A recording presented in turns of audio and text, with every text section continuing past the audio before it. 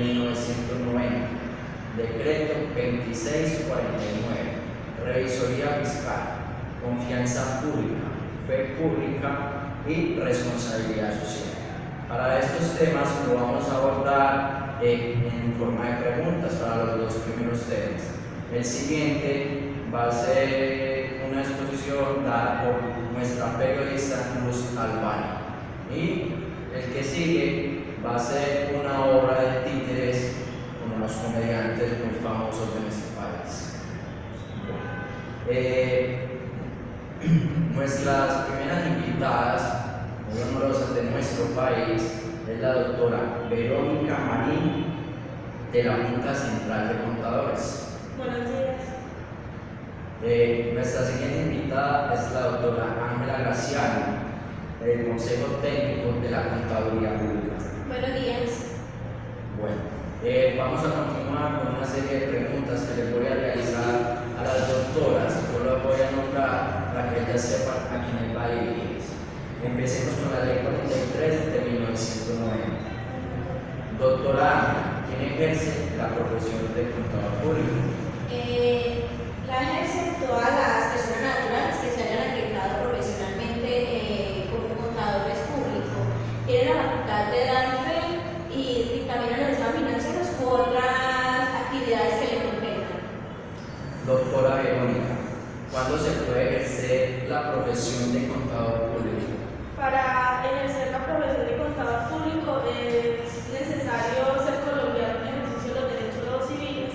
En el caso de ser extranjero, tiene que estar viviendo acá como mínimo 3 años y cumplir otros requisitos, que es haber obtenido el título de contador público en una universidad colombiana, tener una experiencia como mínimo de 1 año en el área contable y realizar la respectiva solicitud a la Junta Central de Contadores para que estos le otorguen la carrera profesional. Okay, muchas gracias, doctora. Doctora Ángela, ¿qué hace un contador público? Se actualiza, revisa y controla la contabilidad de las empresas, certifica y coordina los estados financieros, puede desempeñarse en los cargos como revisor fiscal, auditor interno, auditor externo, en cualquier tipo de sociedad, puede desempeñarse como decano en la facultad de contaduría pública, puede realizar unas actividades conexas como son asesorías tributarias, asesorías gerenciales, en aspectos contables y similares. Muchas gracias, doctora. Doctora Verónica, ¿qué caracteriza a un contador público? Lo que caracteriza a un contador público es la generación de confianza a través de la fe pública. La Corte es la que le da la facultad al contador para dar fe pública mediante los actos que éste realiza, y él tiene una responsabilidad frente al Estado y a la sociedad. Muchas gracias, doctora. Doctora, ¿cómo da fe pública a un contador? El contador da fe pública cuando firma actos propios de su profesión. Se puede decir que es cuando firma los estados financieros, cuando los presenta. Ok, doctora. ¿Con qué normas se debe llevar la contabilidad? Bueno, la contabilidad en Colombia ha sido regida por el decreto 2349 de 1993. Para el año 2009 se promulgó la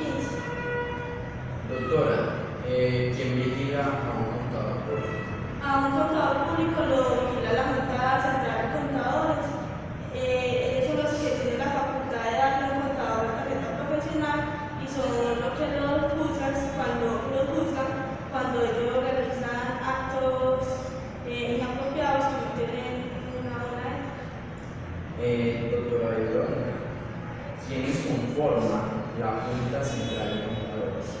La Junta Central de Contadores la conforma el ministro de Educación, un representante de la Comisión Nacional de Valores, el superintendente de sociedades, el superintendente bancario, un representante de la Asociación Colombiana de Universidades, un representante de la Asociación Colombiana de Facultades de Contaduría Pública, dos representantes de los contadores públicos. Es claro tener en cuenta acá que todas estas personas deben de ser contadores públicos, excepto el ministro de Educación. Doctora Ángela, ¿qué funciones cumple la Junta Central de Contadores? Bueno, es el que ejerce la inspección y vigilancia para garantizar que la contaduría pública solamente sea ejercida por contadores públicos, es el que inscribe a los contadores públicos y tiene la facultad de cancelarle o suspenderlos. Es el que expide las salidas profesionales y su reglamento, es el que hace que se cumplan las normas de ética profesional, se da su propio reglamento y las demás leyes que se establecen. ¿Por qué causas, doctora Ángela, un contador no puede ejercer?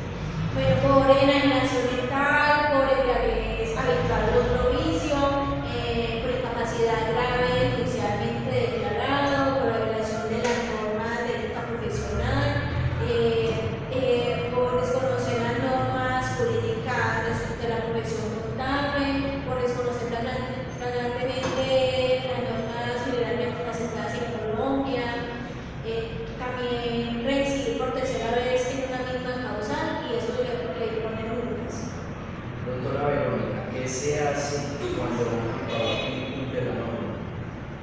Cuando un contador cumple la norma, en el caso de fallas leves son amonestaciones, o se le puede cobrar hasta 5 salarios mínimos legales vigentes por cada amonestación. Puede también la suspensión de la ejecución o la cancelación de esta también. Doctora Verónica, ¿quién orienta la profesión? La profesión de contaduría pública la orienta el Consejo Técnico de la Contaduría Pública. Ellos son los encargados de estudiar la reglamentación internacional, son los que nos recomiendan nuevas normas o también los que nos resuelven las dudas en el momento de aplicar estas normas. Muchas gracias, doctora. Con esto hemos terminado la ley 43 de 1990. Ahora pasaremos al decreto 2649. Doctora Ángela, ¿qué nos puede decir el decreto 2649? Bueno, el decreto 2649 empezó a regir a partir del 29 de diciembre de 1993. Se reglamenta la Contraloría General, se expidieron los principios y normas de la Contraloría General que se aceptaban en Colombia. Muchas gracias, doctora. Doctora Ángela, ¿qué entiendes por los principios de contabilidad generalmente aceptados y que ellos deben de aplicarlo? Bueno, son un conjunto de conceptos básicos y reglas que deben de ser observados para la información de los usuarios, ya sean personas naturales o jurídicas, apoyándose en ello la contabilidad les permite clasificar, emitir la información de las operaciones de una manera más clara, completa y fidedigna. Pero esto debe ser aplicado por todas las personas que, de acuerdo con la ley, estén obligadas a llevar contabilidad. Pero hay otras personas que no están obligadas a llevar contabilidad, pero lo requieren para hacerlo valer como prueba. Ok, doctora, ¿cuáles son los objetivos básicos? ¿Para qué se debe servir la información contable? Bueno, esto sirve para conocer y demostrar los recursos del ente económico, predecir los flujos de efectivo, apoyar a los administradores en la planeación, organización y dirección de los negocios, en la toma de decisiones en materia de créditos o inversiones, evaluar la gestión del administrador en el ente económico, también controlar los recursos del ente económico. Ok, muchas gracias, doctora. Doctora Verónica, ¿cuáles son las normas básicas? Bueno,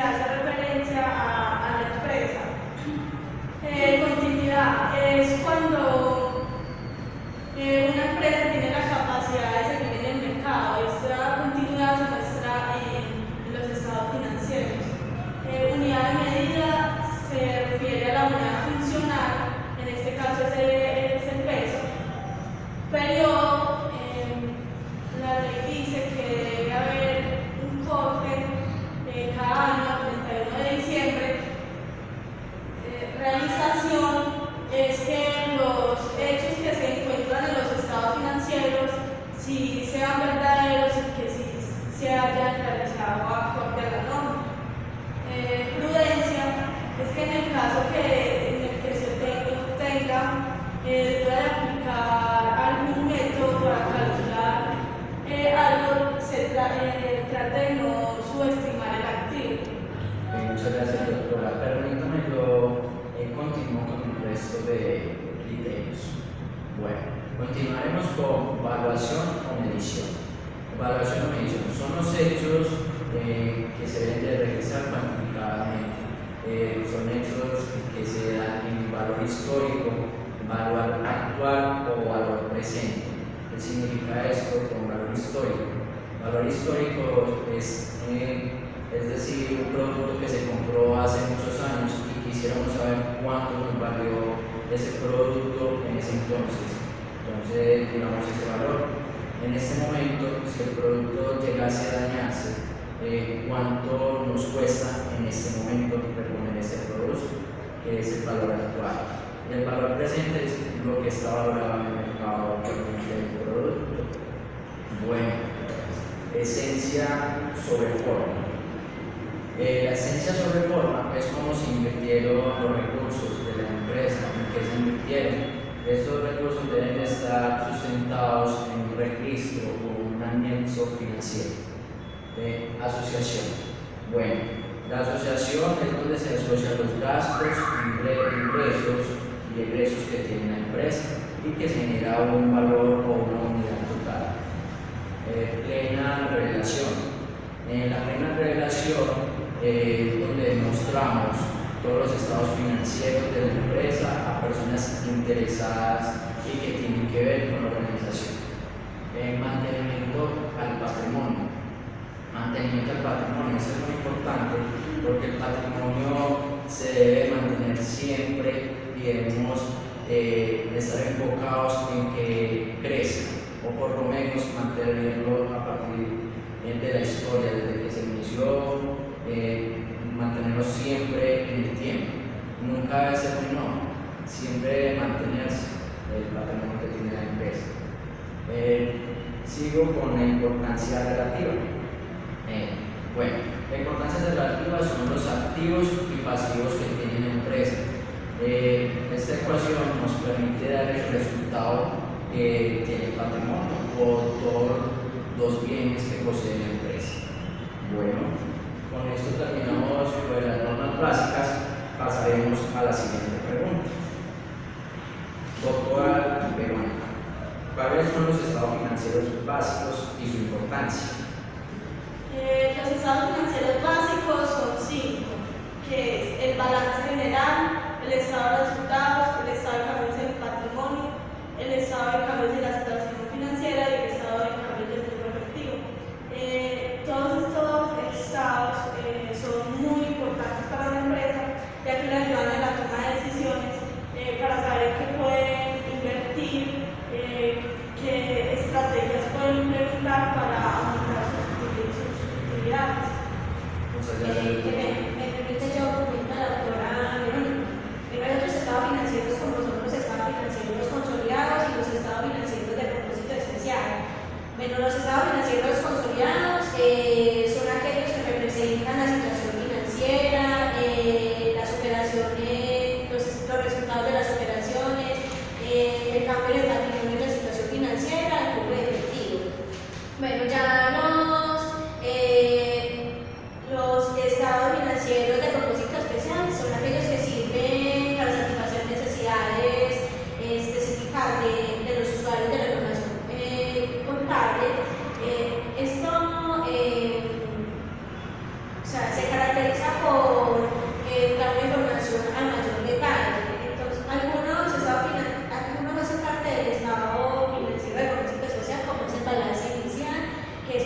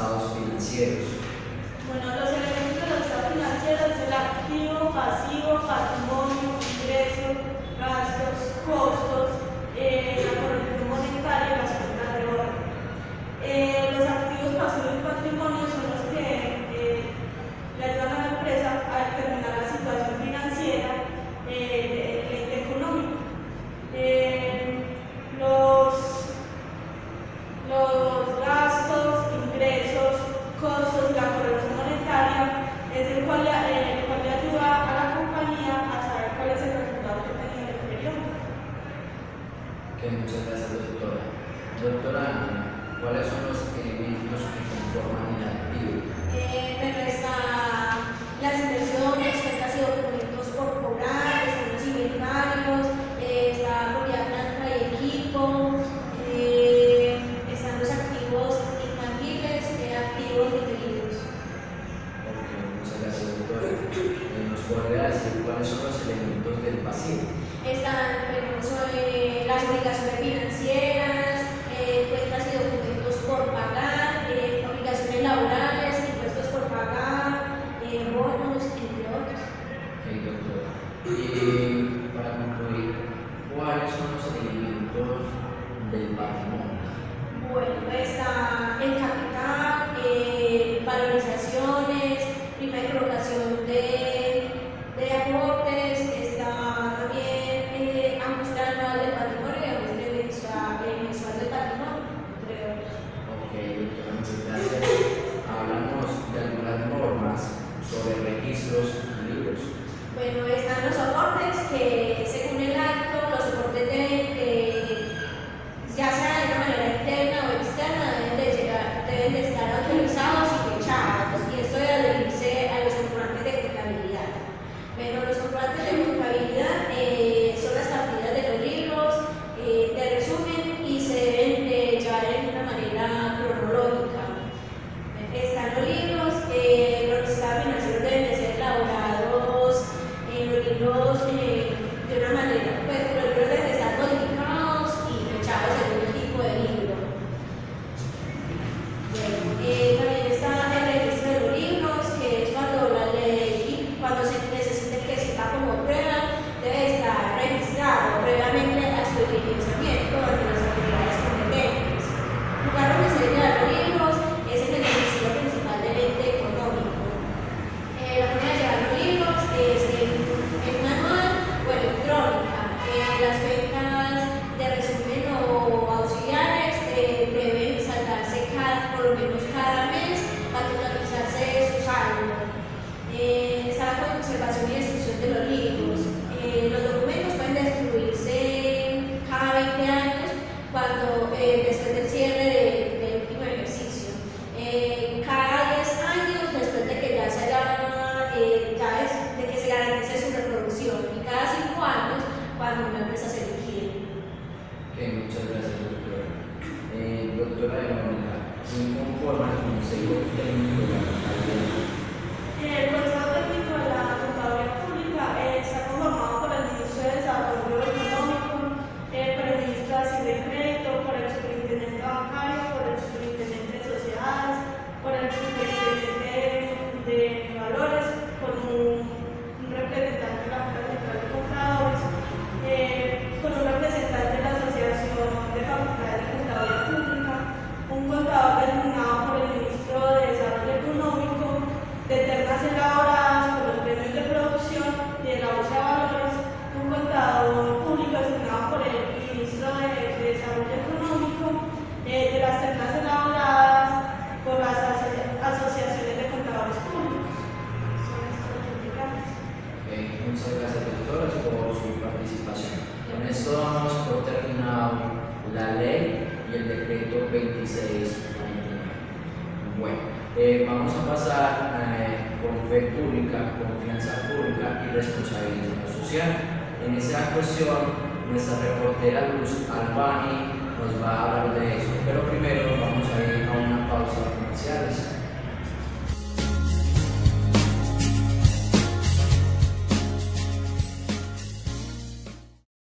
Queridos televidentes, volvemos a nuestro programa Actualización TV. Bueno, en esta ocasión vamos a hablar de fe pública, confianza pública y responsabilidad social, a cargo de nuestra periodista Luz Albani. Pasamos en directo donde nuestra periodista. Bueno, entonces yo voy a hablar sobre fe pública, confianza pública y responsabilidad social.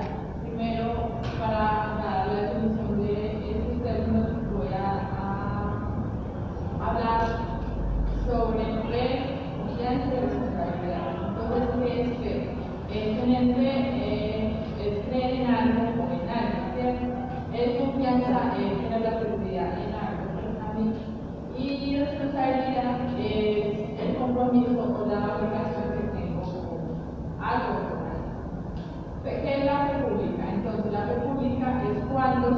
actos propios de la profesión, dictaminando sobre estados financieros. Un ejemplo de ello es balance general. ¿Por qué? Porque se presume que todo ha sido tomado de los libros que se ajustan a las normas legales y son correspondientes a las fechas del balance. Los contadores públicos, cuando otorgan fe pública, se asimilan a funcionarios públicos para efectos de que cometan delitos mientras están ejerciendo la profesión. Atado a esto también está la confianza pública. ¿Qué es la confianza pública? Es la credibilidad que le da a la sociedad, que tiene la sociedad también en las acciones del contador. En este tenor, ganarse la confianza requiere un gran esfuerzo colectivo e individual, en donde la política judicial debe orientar a cultivar un comportamiento ético del juez, dentro y fuera del área laboral. Y la responsabilidad social es por ello que tenemos que decir que la función de un contador es dar confianza, no sé por naturaleza de confianza. Es su deber de responsabilidad mantener y asegurarse que la contabilidad refleje la realidad de la empresa. Pues de no ser así, está induciendo errores que quienes hagan negocios con la empresa pueden encontrar inconvenientes. Bueno, eso es todo, entonces ya pasamos a esta vez con Esteban. Muchas gracias. Muchas gracias, Luz Albano. Bueno, continuaremos con revisoría fiscal. En esta ocasión vamos a tener unos invitados muy especiales que van a ser unos títeres donde nos van a narrar qué es revisoría fiscal.